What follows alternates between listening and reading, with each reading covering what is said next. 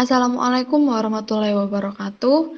Perkenalkan, saya Angura Sherlak Lara dengan NIM 3022110501 dari Prodi Sistem Informasi. Di sini, saya akan menjelaskan beberapa pembahasan untuk memenuhi ujian akhir semester mata kuliah Sistem Operasi, yaitu mengenai rangkuman pra-praktikum serta beberapa soal praktikum yang tidak jauh-jauh yang kita bahas selama mata kuliah Sistem Operasi, yaitu mengenai Windows dan Linux. Topik pertama yang akan saya bahas yaitu mengenai tugas diskusi pada minggu lalu. Kita masuk pada pertanyaan pertama, yaitu setelah dilakukan instalasi, bagaimana aspek user interface antara Windows dengan Ubuntu atau Linux Mint yang telah diinstal pada komputer Anda. Sebelum itu, saya akan menjelaskan apa sih Windows itu dan apa sih Linux itu. Windows dan Linux sejatinya merupakan sistem operasi komputer. Bedanya, Windows merupakan sistem operasi tertutup atau komersial. Pengguna pada Windows harus membeli lisensi kepada perusahaan yang mengembangkan, yakni Microsoft. Sementara Linux merupakan sistem operasi open source atau gratis yang bisa dikembangkan oleh siapapun dan di seluruh dunia. Apa sih Windows itu? Windows merupakan sistem operasi yang dilengkapi dengan antarmuka pengguna grafis atau GUI, dengan desktop yang memungkinkan pengguna untuk melihat semua file dan video. Sistem operasi pada Windows ini dirancang untuk berjalan pada perangkat keras x86 seperti AMD dan prosesor Intel. Sistem operasi pada Windows hadir dengan hampir semua perusahaan yang membuat PC atau laptop. Versi pertama Windows ini dirilis pada tahun 1985 yang merupakan GUI sederhana, yaitu perpanjangan dari sistem operasi disk yang ada dan rilis utama adalah rilis konsumen pada 1995 yang telah mengintegrasikan Windows dan DOS dengan built-in atau dukungan internet. Sebagian besar PC saat ini hanya berjalan pada sistem operasi Windows. Versi sistem operasi Windows yang terbaru yaitu Windows 10 yang saat ini beredar di pasar seluruh dunia. Nah, itu tadi adalah penjelasan tentang Windows. Selanjutnya yaitu Linux. Apa sih Linux itu? Linux merupakan sistem operasi open source berbasis Unix yang dibuat pada tahun 1991. Sistem operasi pada Linux ini juga dilengkapi dengan antarmuka pengguna grafis GUI dengan beberapa perangkat lunak yang diperlukan dan digunakan setiap hari. Sistem operasi ini juga digunakan di komputer desktop, perangkat seluler, konsol game, perangkat penyimpanan digital, pembaca e-book, kamera, dan perekam video yang menjalankan Linux. Nah, setelah mengetahui beberapa pengertian mengenai Windows dan Linux, maka kita akan masuk pada aspek user interface antara Windows dan Linux. Dari segi user, Windows memang dibuat untuk membantu pekerjaan kantoran, sehingga Windows didesain dengan user interface grafik atau GUI untuk memudahkan pengoperasiannya. Berbeda dengan Linux, yang pada awalnya memang dibuat untuk digunakan pada kalangan developer dan programmer untuk membangun suatu server. Itulah mengapa Linux terkenal dengan CLI atau perintah Linux-nya, karena interface pada konsol ini sangat ringan dan fleksibel sehingga cocok diterapkan untuk sebuah server. Selanjutnya kita masuk pada pertanyaan kedua, yaitu pada komponen CPU, RAM, disk space, dan GPU, apakah terdapat spesifikasi minimal yang harus terpenuhi antara Windows dengan Ubuntu atau Linux Mint? Dan sebutkan. Sudah tertera seperti gambar ini, yaitu spesifikasi minimal. Saya akan memakai contoh yaitu Windows 8 dan Ubuntu 12. Pada Windows, untuk prosesornya x86 1 GHz. Dan untuk Ubuntu 12, prosesornya 700 MHz untuk prosesor dan 300 MHz untuk server. Kemudian untuk memori atau RAM, pada Windows 8 ada 1 GB dan pada Ubuntu 12 memorinya 384 MB. Kemudian untuk hard disk, pada Ubuntu terdapat 5 GB hard drive space atau 1 GB for server. Kemudian untuk kartu grafisnya pada Windows terdapat DirectX 9 or later with WDDM 1.0 driver. Dan untuk Ubuntu VGA capable untuk screen resolution for desktop version. Selanjutnya yaitu pertanyaan ketiga, bagaimana dengan kompatibilitas atau kesesuaian penggunaan pada perangkat lunak atau software antara Windows dengan Ubuntu atau Linux Mint? Apakah ada perbedaan? Di sini saya memakai contoh aplikasi pengolah kata atau word processing.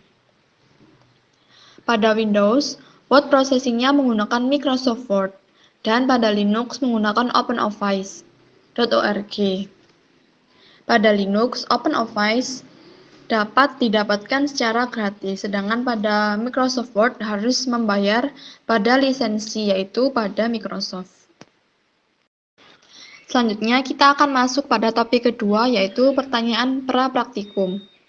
Pertanyaan pertama yaitu, apa yang dimaksud dengan komen pada Linux, dan hal mendasar apakah yang membedakan antara penggunaan CLI dan GUI? Komen pada Linux yaitu adalah perintah yang terdapat pada Linux. Sebelum itu saya akan menjelaskan mengenai CLI dan GUI. CLI dan GUI termasuk pada user interface. User interface sendiri adalah istilah yang digunakan untuk menentukan bagaimana pengguna berinteraksi dengan perangkat elektronik khususnya komputer. CLI dan GUI adalah berbagai jenis antarmuka pengguna, terutama mereka berbeda dalam grafik yang digunakan dalam sistem operasi. Untuk melakukan operasi pada sistem CLI, kita harus menulis perintah. Di sisi lain, dalam GUI, pengguna disediakan alat bantu visual yang mencakup gambar dan ikon yang memfasilitasi pengguna untuk melakukan tugas secara langsung. GUI sendiri lebih mudah karena sudah terdapat gambar dan ikon-ikon yang sangat memudahkan penggunanya. Sedangkan pada sistem CLI membutuhkan keahlian dalam perintah untuk melakukan tugas, berbeda dengan GUI yang tidak membutuhkan keahlian. GUI pun bisa dioperasikan oleh pengguna sekalipun pemula. Selanjutnya pertanyaan kedua yaitu berikan perbandingan pros and cons tentang penggunaan Linux Command dibandingkan dengan GUI. Sebelumnya, apa sih CLI dan GUI itu? CLI atau Command Line Interface adalah interface atau antarmuka berbasis teks yang digunakan untuk berinteraksi dengan perangkat lunak dan sistem operasi dengan cara mengetikkan perintah ke dalam antarmuka dan menerima respon dengan cara yang sama. Adapun kelebihan CLI atau Command Line Interface, yaitu yang pertama, performa CLI lebih tinggi. Kedua, lebih efisien dalam penggunaannya. Ketiga, CLI hanya membutuhkan spesifikasi hardware yang rendah. Dan yang terakhir yaitu CLI hanya membutuhkan memori yang kecil karena hanya berupa teks tanpa gambar. Adapun kekurangan CLI yang pertama, tampilan yang kurang menarik bagi mereka yang kurang paham tentang ilmu komputer atau pemula. Kekurangan CLI yang kedua yaitu harus mengingat baris perintah atau kode untuk menjalankan tugas pada komputer tersebut. Kemudian GUI. Apa sih GUI itu? GUI atau Graphic User Interface adalah jenis antarmuka pengguna yang menggunakan metode interaksi pada peranti elektronik secara grafis, bukan perintah teks antara pengguna dan komputer. GUI menjadi salah satu faktor kemudahan dalam penggunaan komputer. GUI pun menggambarkan informasi dan perintah yang tersedia untuk pengguna menggunakan ikon grafis. Contohnya adalah Microsoft Windows yang menggunakan jenis GUI yang berbeda-beda. Dan GUI sangat memudahkan bagi pemula karena dia sudah jelas karena ada gambar-gambar. Adapun kelebihan GUI yang pertama, desain dapat diubah dan lebih user-friendly. Yang kedua, karena berbasis grafis, maka tidak diperlukan keahlian khusus untuk menggunakan Windows. Karena berbasis grafis, tidak diperlukan keahlian khusus untuk menggunakan GUI. Adapun kekurangan GUI yaitu, yang pertama, kebutuhan spesifikasi komputer yang lebih besar, performa yang lebih berat, dan memakan banyak ruang memori. Selanjutnya, pertanyaan ketiga yaitu, dengan mempertimbangkan aspek keamanan, kemudahan, dan kecepatan dalam eksekusi antara CLI dan GUI, jelaskan perbedaan CLI dan GUI. Perbedaan pertama antara GUI dan CLI. Pada GUI, jenis antarmuka pengguna yang memungkinkan pengguna berinteraksi dengan perangkat elektronik melalui ikon grafis dan indikator visual. Sedangkan untuk CLI adalah antarmuka bagi pengguna untuk mengeluarkan perintah dalam bentuk teks atau baris perintah untuk melakukan tugas komputer tersebut. Penggunaan GUI pun sangat mudah, tidak perlu memiliki pengetahuan luas tentang ilmu komputer atau coding untuk mengoperasikan sistem menggunakan GUI. Bahkan seorang pemula pun dapat dengan mudah menangani tugas ketika menggunakan GUI. Di sisi lain, CLI sangat kompleks. Pengguna pada CLI harus memiliki pengetahuan yang baik tentang perintah. Perintah yang salah eja dapat menimbulkan error. Selanjutnya, GUI membutuhkan lebih banyak memori karena mengandung banyak komponen grafis seperti gambar, ikon, dan lain-lain. Sedangkan pada CLI, antarmuka perintah tidak memerlukan memori yang banyak karena hanya berupa barisan teks. Kinerja GUI pun cenderung lebih lambat karena banyaknya elemen grafis yang perlu di-loadingkan. Sedangkan pada CLI sangat cepat karena hanya berupa teks saja. Pengguna dapat mengubah tampilan GUI. Ada opsi yang dapat disesuaikan untuk mengubah tampilan, namun tampilan pada CLI tidak bisa diubah. Kesimpulan di sini adalah CLI dan GUI keduanya memiliki kelebihan dan kekurangan masing-masing, dan mereka sesuai dengan kebutuhan dari penggunanya. Antarmuka pengguna grafis memberikan tingkat multitasking dan efisiensi yang lebih tinggi. Tetapi antarmuka pada baris perintah menawarkan lebih banyak kontrol, presisi, dan pengulangan. Jadi semua tergantung pada penggunanya. Lebih prefer memakai CLI atau GUI. Selanjutnya yaitu topik terakhir atau topik inti, yaitu mengenai soal praktikum. Di sini saya akan menjelaskan beberapa soal praktikum. Sebelumnya mohon maaf Bu, dikarenakan laptop saya tidak mencukupi untuk mendownload aplikasi Ubuntu, maka di sini saya akan memakai contoh video dari YouTube dan mencoba memahami beberapa soal praktikum untuk saya jelaskan kembali tentang penggunaannya. Sekali lagi saya mohon maaf ya Bu. Selanjutnya di sini saya akan menjelaskan perbedaan pencarian file menggunakan locate and find. Yang pertama di sini saya akan memberikan contoh penggunaan pencarian file pada terminal menggunakan locate. Langsung saja kita klik locate, kemudian kita ekstensinya .py. Ketika di enter, maka akan muncul file yang berekstensikan .python. Selanjutnya, karena terdapat beberapa opsi ketika pencarian terminal menggunakan locate, maka di sini saya memakai contoh ingin hanya beberapa baris saja untuk ditampilkan. Pertama kita klikkan locate, kemudian kita klik "-n", karena saya hanya ingin file yang berekstensikan .py ini hanya minta 10 file saja, maka kita klikkan "-n", kemudian 10 dan .py.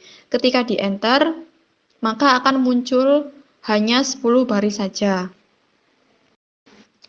Lalu contoh lagi ketika saya ingin mengetahui berapa banyak jumlah ekstensi .py ini, maka kita klikkan locate, kemudian "-c" dan .py. Ketika di enter, maka ia akan muncul sebanyak 1979 kali file yang berekstensikan .py. Maka perlu diperhatikan juga pencarian pada terminal menggunakan locate ini sangat bergantung pada database. Maka ketika terdapat file baru, ia tidak akan dapat terbaca. Dan yang hanya bisa terbaca hanyalah file yang sudah masuk pada database. Pencarian pada terminal selanjutnya yaitu find. Find di sini sangat berbeda dengan locate karena pada find terdapat beberapa opsi pencarian, seperti bisa mencari berdasarkan ukuran, berdasarkan besar file, maupun berdasarkan kepemilikan. Selanjutnya di sini yaitu pencarian berdasarkan nama.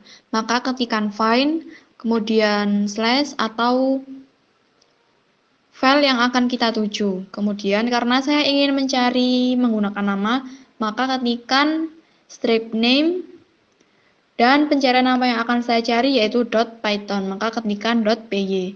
Ketika di enter, maka akan langsung muncul beberapa file yang berekstensikan .python.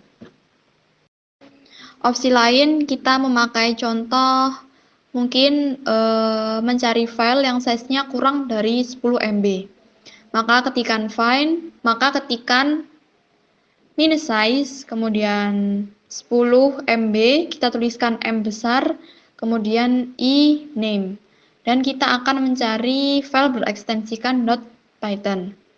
Maka ketika di enter akan muncul beberapa file yang kurang dari 10 MB. Topik terakhir atau pembahasan terakhir yang akan saya jelaskan yaitu mengenai perbedaan dan kegunaan antara chmod, CHO, dan chgroup. Yang pertama di sini adalah chown atau chown. Perintahnya chown, klik nama user, kemudian nama grup, kemudian nama file. Chown sendiri merupakan perintah di Linux yang berasal dari singkatan change ownership atau ubah mode kepemilikan. Perintah ini digunakan untuk mengubah kepemilikan pada suatu file atau folder kepada user tertentu. Tujuan change ownership ini adalah agar supaya user yang mempunyai file atau folder itu bisa membukanya. Di sini sudah terdapat contoh, misalnya ada sebuah folder atau file yang diberikan nama A, yang sebelumnya dipunyai oleh user semut VPS. Kemudian akan dijalankan perintah chown dan kepemilikan akan diberikan ke user baru yang bernama semut merah. Setelah diganti, maka folder A ini tadi akan berganti kepemilikan menjadi semut merah. Tampilannya kurang lebih seperti ini. Selanjutnya yaitu chmod. Untuk perintahnya yaitu chmod, hak akses, nama file. Chmod sendiri merupakan perintah di Linux yang namanya berasal dari kata change mode atau ubah mode. Perintah ini digunakan untuk mengubah mode dari file atau folder. Ada 3 jenis hak akses yang biasanya dipakai pada chmod. Yang pertama yaitu R untuk read atau membaca, W untuk write atau menulis, dan Z untuk execute. Umumnya, ketika menggunakan perintah chmod ini, menggunakan angka untuk dideklarasikan pada tiap-tiap hak akses yang diinginkan. Yang terakhir yaitu chgrp atau change group. Perintahnya yaitu chown, chown, nama user, nama grup, dan nama file. chgrp atau change group ini adalah cara untuk merubah kepemilikan grup terhadap suatu file atau direktori. Sekian presentasi yang bisa saya sampaikan, kurang lebihnya mohon maaf. Dan saya mohon maaf karena pada aplikasi Ubuntu tidak dapat terinstall pada laptop saya. Mungkin penjelasan saya dapat membantu. Sekian dari saya. Wassalamualaikum warahmatullahi wabarakatuh.